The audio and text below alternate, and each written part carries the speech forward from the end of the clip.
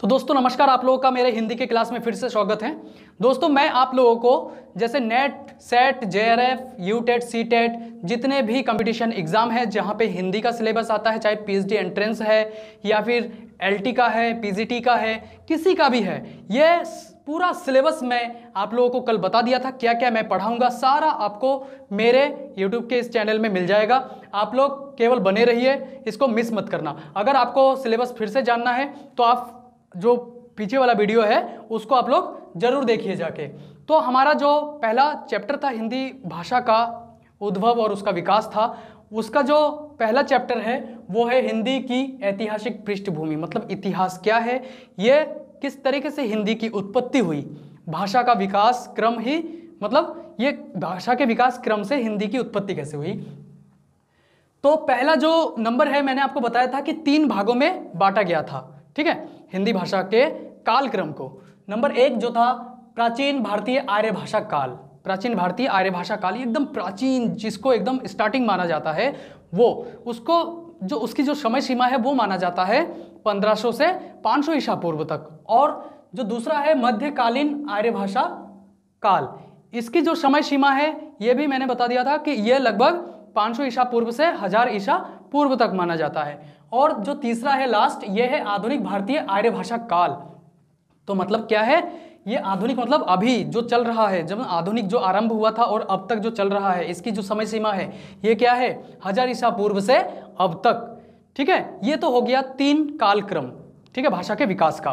पर आज हम जानेंगे पहला नंबर, इसमें क्या क्या मेन टॉपिक है जो एग्जाम में पूछे जाते हैं। अधिकतर कंपटीशन के एग्जाम में इसी टाइप के क्वेश्चन आते हैं, चाहे आप किसी भी हाई लेवल के एग्जाम देने जाओ, कहीं पे भी जाएंगे आप, इसी टाइप का ही क्वेश्चन आप लोगों के सामने आएगा। क्योंकि ये जो चीज़ है ये बेस होता है, और बेस को हमेशा कंपटीशन वाले जो एग्जाम पेपर बनाते हैं वो लोग हमेशा लेकर चलते हैं कि हाँ कि ये स्टूडेंट इसका बेस क्लियर है कि नहीं, इसको जानने के लिए यही सब क्वेश्चन है जो देते हैं। तो मैं पहला जो टॉपिक है इसको समझा रहा हूँ इसका, कि प्राचीन भारतीय आर्य भाषा काल। तो प्राचीन भारतीय आर्य भाषा काल क्या है, इसमें कौन कौन से भाषाओं का विकास हुआ है, कैसे इसका प्रारंभ हुआ है। नंबर 1 देखिए, नंबर 1 में क्या है, वैदिक संस्कृत और लौकिक संस्कृत, ठीक है। ये 2 नाम आप लोगों के सामने आया है, वैदिक संस्कृत और लौकिक संस्कृत। देखो मैं आप लोगों को एक सरल तरीके से बता रहा हूं। वैदिक संस्कृत वो है जिस भाषा में हमारे वेद आदि ग्रंथ लिखे गए थे, ठीक है, उस समय, पुराने समय में। तो जब ये वैदिक संस्कृत आम बोलचाल की भाषा में बदला उस समय, तो वो लौकिक संस्कृत में बदला, सरल बना। जब वैदिक संस्कृत सरल बना, सीधे तौर पर कह सकते हो, जब सरल बन गया तो लौकिक संस्कृत में बदल गया है, ठीक है। अब है दूसरा पॉइंट इसका, क्या है, वैदिक संस्कृत को क्या क्या कहा जा सकता है, उसका कौन कौन सा नाम है। अगर एग्जाम पेपर में एग्जाम में आता है कि वैदिक संस्कृत, वैदिक के जगह क्या क्या लिख सकते हैं वो लोग, वैदिकी, ठीक है, वैदिकी लिख सकते हैं, वैदिक लिख सकते हैं, संदास लिख सकते हैं और छांदास ये भी लिख सकते हैं, ठीक है। ये जो नाम है ये पुराने जो वैदिक संस्कृत है उसका नाम है, ठीक है। अब तीसरा नंबर है, तीसरा जो पॉइंट है इसमें क्या कहा है कि इसके अंतर्गत और क्या क्या चीजें आता है। देखो वैदिक साहित्य, वैदिक मतलब वेद जिस ग्रंथ में लिखे उस समय कौन कौन से साहित्य चलते थे।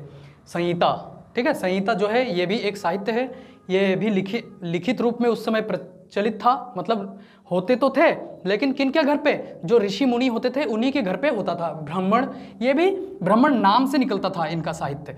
और तीसरा जो है उपनिषद, उपनिषद जो है बाद में आया है, ठीक है। पहले संहिता जैसे ऋग संहिता, यजु संहिता, ये सब संहिताओं का नाम है। ब्राह्मण में क्या, उसमें क्या सिखाया जाता है ब्राह्मणों को, कर्मकांड कैसे करते हैं, कर्मकांड करने की विधि, इन सब चीज़ों का अलग अलग साहित्य निकलता था उस समय, ठीक है। और उपनिषद, एक उपनिषद, ठीक है, ऐत्रेय उपनिषद, तो इस तरीके से उपनिषद का उस समय प्रचलन होता था। तो ये 3 भागों में इसको मुख्य रूप से बांटा गया है, किसको, वैदिक संस्कृत को। तो आज हम अभी चर्चा करेंगे कि वैदिक संहिता, ब्राह्मण और उपनिषद के अंतर्गत क्या क्या चीजें आती है, ठीक है।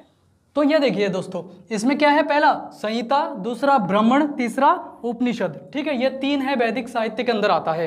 तो मैंने बताया था, अभी थोड़ा सा हिंट्स दिया था कि संहिता के अंदर क्या क्या आता है, पर ये नोट्स आप लोग जरूर बना लेना। कुछ नाम मैं बता रहा हूँ कि संहिता में क्या है, ऋग संहिता, यजु संहिता, समा संहिता और अथर्व संहिता, ठीक है। ये संहिता जो है ये मुख्य है, लेकिन सबसे ज़्यादा इंपॉर्टेंट जो है ये ऋक् संहिता है। यही है सबसे बड़ा और सबसे ज़्यादा महत्वपूर्ण संहिता के अंदर। इसके लिए क्वेश्चन भी बहुत सारे पूछे जाते हैं। तो ये ऋक् संहिता, इसको याद रखना। आप लोग नोट्स बनाते जाना, क्योंकि ये नोट्स जब तक आप लोगों के पास रहेगा तब तक आप लोगों को कोई कन्फ्यूजन नहीं होगा। आप कभी भी उठा के उसको देख सकते हैं एग्जाम के समय में। दूसरा जो है ब्राह्मण। अब ब्राह्मण में क्या क्या चीज़ें आती है, मैंने बताया था आपको अभी कि कर्मकांड की व्याख्या। इसमें कर्मकांड की व्याख्या किया जाता है, किस तरीके से पूजा पाठ किया जाए, किस तरीके से भगवान की सेवा किया जाए, किस तरीके से आदि कोई भी कार्य है, कर्म है, वो उसको किया जाए, ठीक है। तो इसमें पहले जो साहित्य में आता है ऐत्रेय ब्राह्मण, दूसरा सामवेद का तांडव। ये तांडव उसका नाम है, सामवेद से बनाया गया है, ठीक है। अब देखो उसके बाद आता है पंचविंश ब्राह्मण। ये एक वो ग्रंथ है, शतपथ ब्राह्मण। तो ये सब क्या है, ये ब्राह्मण साहित्य के अंदर आ गया। तैत्रीय ब्राह्मण, ठीक है। ये जो है आपका जितना भी है तैत्रीय ब्राह्मण, ये सब चीज़ें जो है आपका शुक्ल यजुर्वेद और ये जो कृष्ण यजुर्वेद से लिया गया है, ठीक है। ये नाम आप याद रखना कि जो वैदिक साहित्य में ब्राह्मण में ये कौन कौन से आते हैं। तो दोस्तों ये नंबर 3 है। इसमें क्या है, उपनिषद। उपनिषद की संख्या जो है वो 108 माना गया है, और 108 में से मुख्य रूप से कितने हैं जो महत्वपूर्ण है, 12, ठीक है। 12 नाम इस प्रकार से है। पहला जो है ईश, दूसरा केन, तीसरा कठ, चौथा प्रश्न, पांचवा बृहदारण्यक, छठा ऐत्रेय, सातवां छांदयोग्य, आठवां तैत्रीय, नवा मुंडक, 10वां मांडुक्य और 11 कौशितकी। जो लास्ट है वो है श्वेता श्वेतर, ठीक है। ये मुख्य रूप से 12 माना गया है, ठीक है। वैसे तो संख्या 108 है। ये 12 नाम याद करने वाला है, क्योंकि उपनिषद कौन कौन से हैं उसमें ऑप्शन आप लोगों को इसमें से दे सकता है। तो आप लोग इसको मतलब कई बार लिखकर याद कर लीजिएगा, क्योंकि अधिकतर इसी टाइप के क्वेश्चन जो है कंपटीशन के एग्जाम में आता रहता है।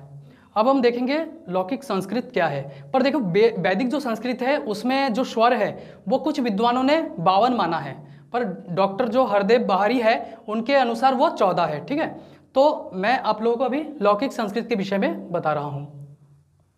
तो लौकिक संस्कृत का मतलब है कि जो भाषा सरल हुआ है। वैदिक संस्कृत जब सरल होके जिसका परिमार्जन हुआ है, मतलब वो धीरे धीरे बदला है, ठीक है। उसके व्याकरण में थोड़ा सा बदलाव आया है, थोड़ा उनके शब्दों में आया है, ठीक है। कई जगह उसके मात्राओं में आया है।